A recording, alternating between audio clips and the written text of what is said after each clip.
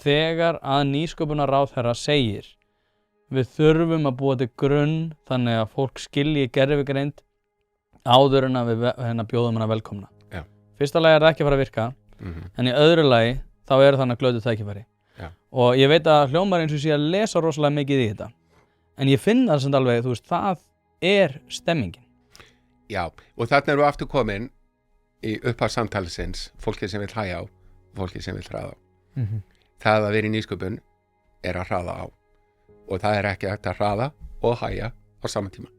Það bara misvísandi skilaboð.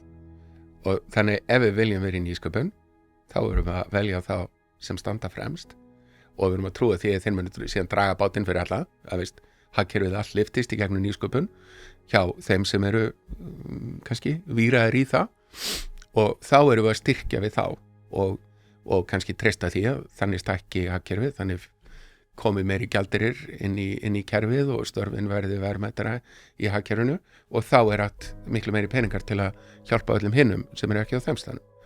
En það verður oft svona stemmingin að hægja bara á öllu.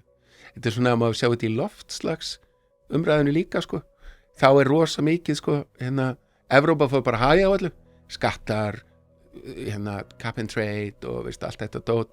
Kína fór bara að hraða á öllu og ég held bara Kína sé búið að leysa þetta.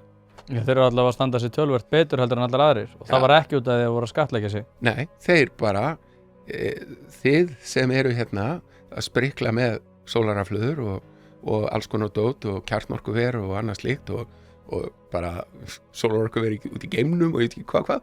Kína bara fór bara hart á það, voru vissulega að brenna kolumna með hann, en nú þetta bara búið að flippa. Það heildarorkuþörf heimsins í dag eru 20 terawatt. Kínverjar eru búin að setja 1 terawatt af sólarorku nú þegar inn og þeir eiga nú þegar framleitt 2 terawatt af panelum sem á eftir að setja. Já. Og þá bara út af Kínverjum, þá eru þeir bara búin að gera og svo bara kompándar þetta og svo fyrir þetta út í geim. Það nú nýjasta stefnan að setja bara alla gervigreindina út í geim og þá þarf hún ekki að vera hækka þetta 20 terawatt og svo bara, veist, hverfur öll olían og kolin bara sjálf sér.